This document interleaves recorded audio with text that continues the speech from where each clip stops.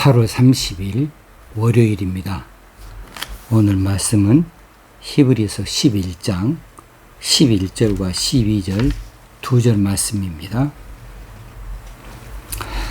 믿음으로 사라 자신도 나이가 많아 단산하였으나 잉태할 수 있는 힘을 얻었으니 이는 약속하신 일을 미쁘신 줄 알았습니다.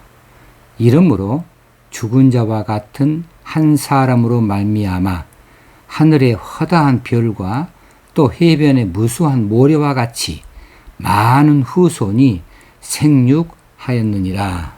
아멘.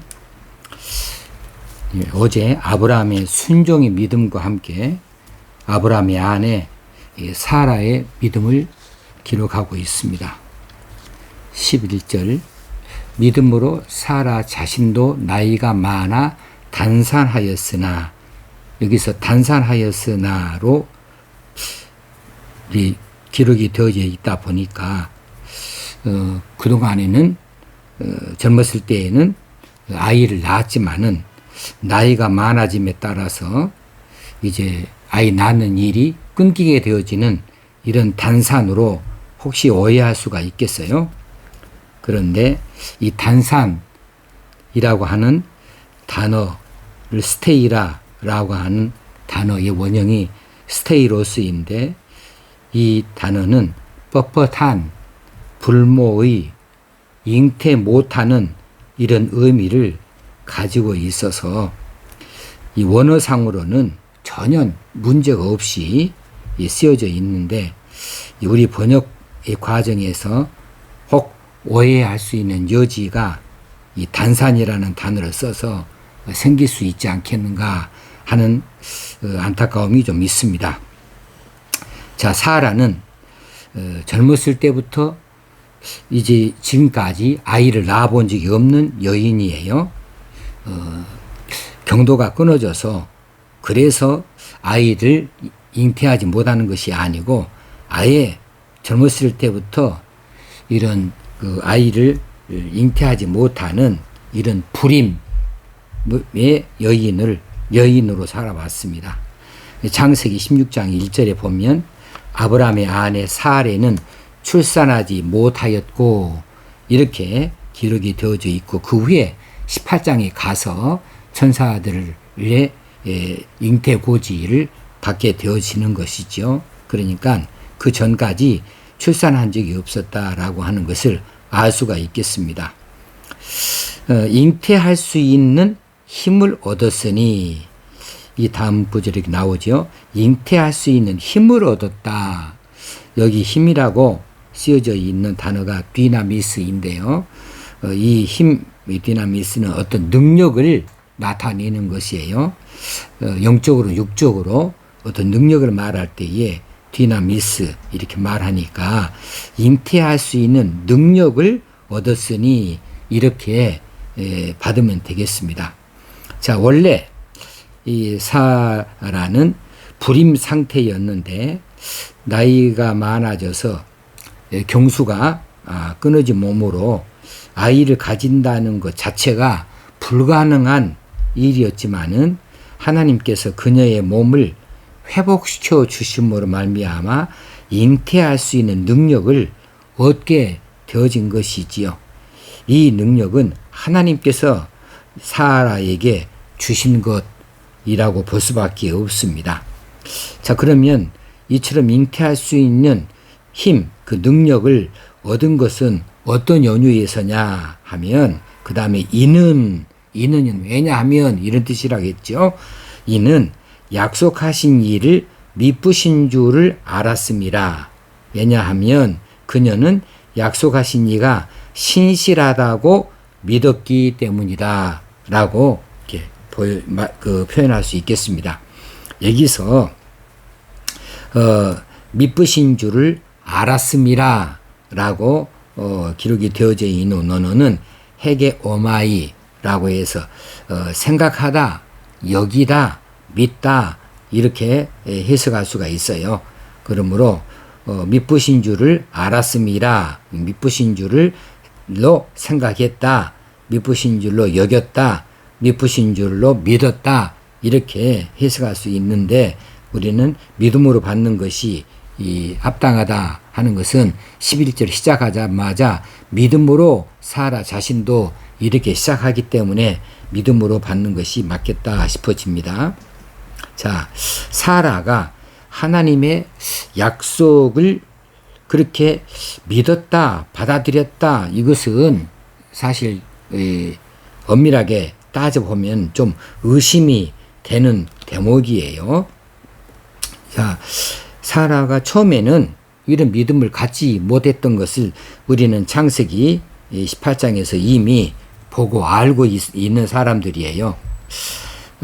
창세기 18장 10절에 보면은 하나님께서 두 천사와 함께 아브라함의 집을 방문하지요. 그래서 아브라함을 보고 또 네 아내가 어디 있냐. 그래서 사레가 이제 안에 있는 것을 아브라함이 소개도 했죠. 그랬을 때에 이 두 천사와 함께 오신 하나님께서 축복의 엄청난 축복의 말씀을 하시지요.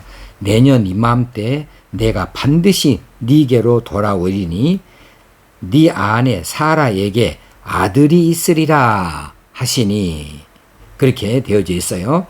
사라가 그 뒤 장막문에서 들었더라. 그리고 12절 한 절 넘어서 12절에 보면 사라가 속으로 웃고 이르되 내가 노쇠하였고 내 주인도 늙었으니 내게 무슨 즐거움이 있으리요. 이렇게 소개가 되어져 있어요. 그래서 사라는 그 말씀을 믿지 못했어요. 처음에 그 말씀에 회의감이 들었어요. 의심이 됐어요. 처음에는 그랬다 그 말입니다. 그런데 이 내용도 사실 이성적으로 생각해 본다면 그 사라가 생각하는 이 당시의 생각이 그럴 수밖에 없겠다 싶어요. 사라의 몸은 사라의 자신이 제일 잘 알잖아요. 또 남편의 몸의 상태도 사라만큼 잘하는 사람이 누가 있겠어요. 그래서 이성적으로 생리학적으로 생각해 본다고 할 때에 그건 불가능한 일이거든요.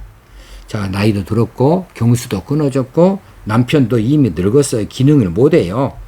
그래서 속으로 웃었다라고 하는 것이 무리가 아니다 싶어집니다.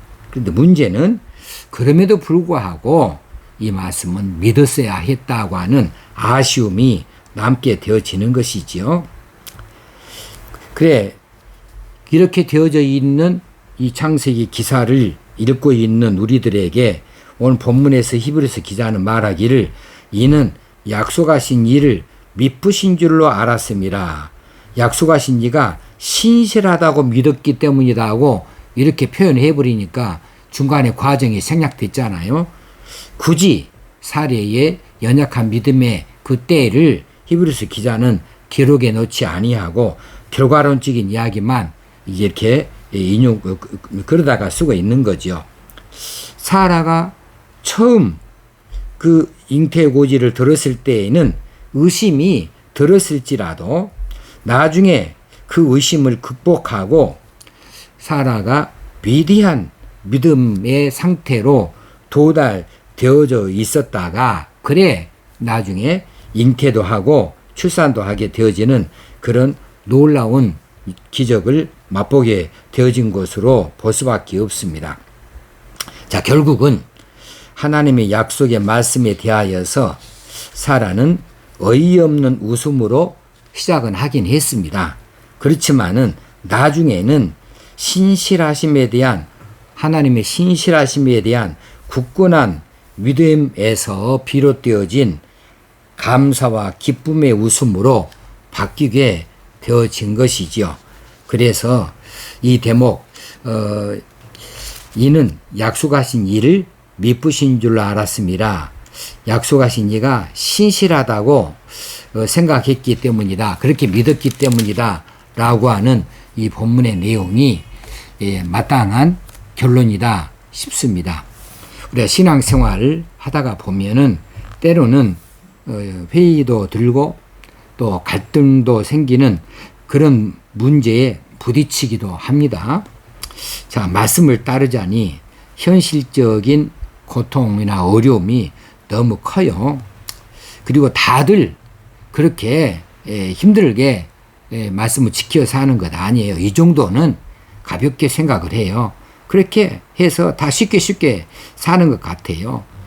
엄격하게 말하자면 다 지키고 살아야 되는데 많은 사람들이 그건 쉽게 생각하고 편하게 생각해서 다 지키지 아니하고 적당히 한 발 이 편에 한 발 저 편에 이렇게 디디면서 편한 길로 가고 이렇게 그런 믿음 생활을 하는 경우가 있고 우리도 그렇게 하고자 하는 마음이 생기기도 하죠.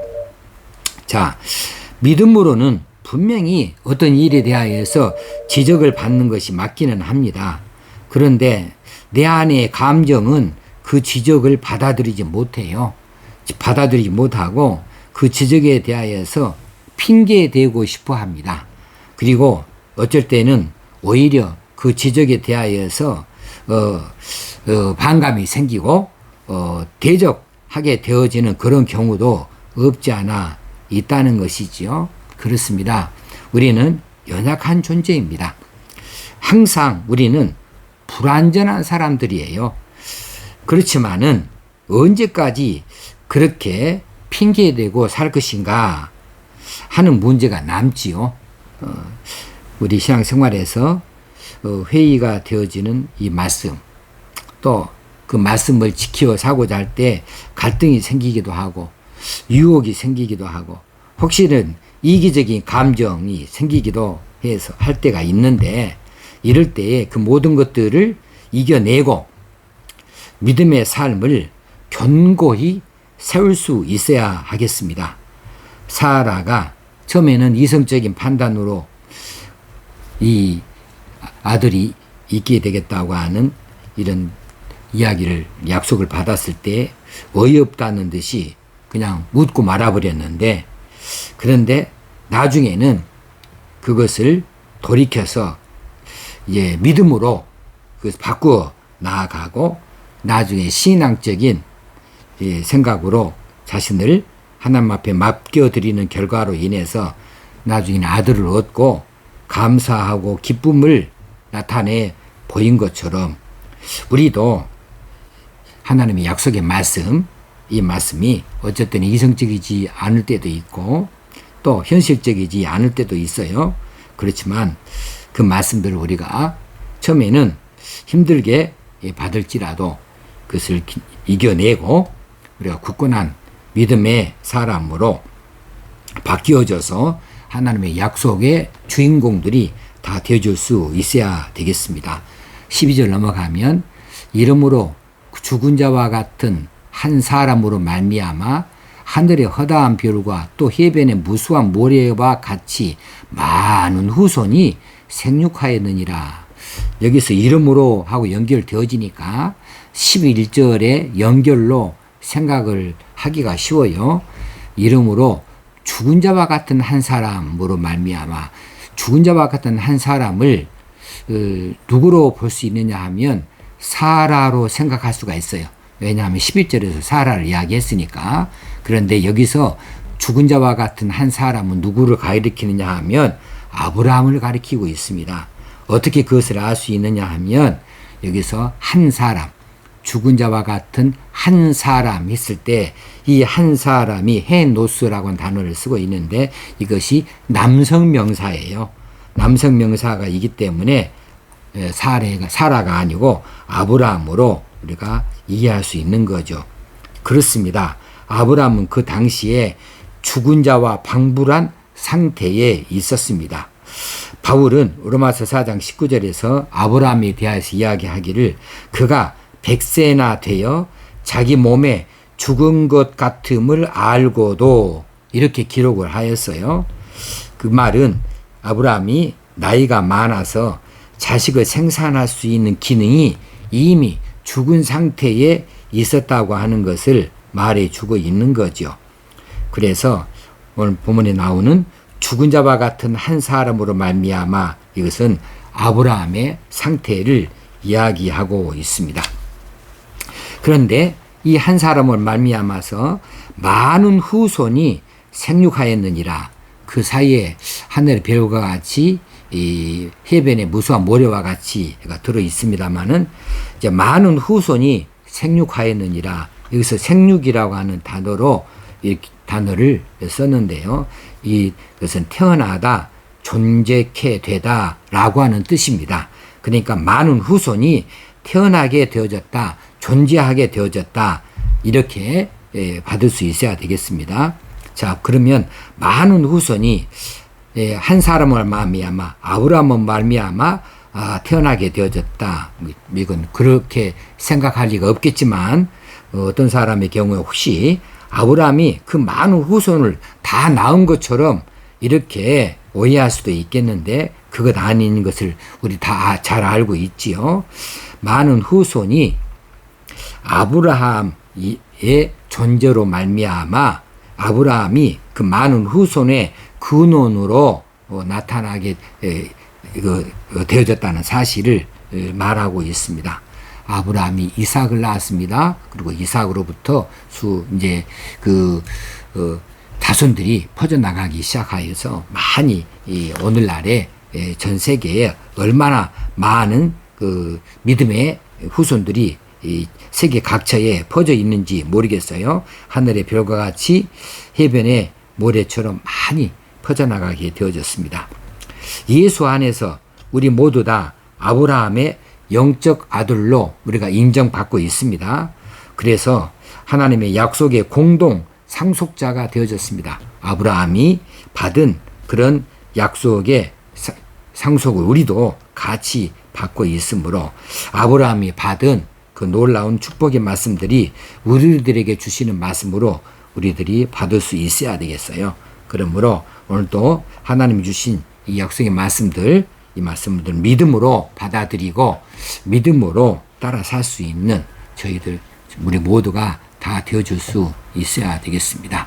기도하겠습니다. 하나님 아버지, 오늘도 이처럼 말씀하여 주신 것을 인하여 감사드립니다. 아브라함의 믿음을 본받기로 원하고 사례에 늦었지만 나중에 회복되어지는 믿음을 우리도 본받게 되어져서 결국은 감사와 기쁨을 누릴 수 있는 우리가 다 되어지고 하나님의 약속이 우리에게 모두 다 이루어질 수 있는 믿음의 사람들 다 되게 하여 주옵소서. 예수님의 이름으로 기도합나이다. 아멘.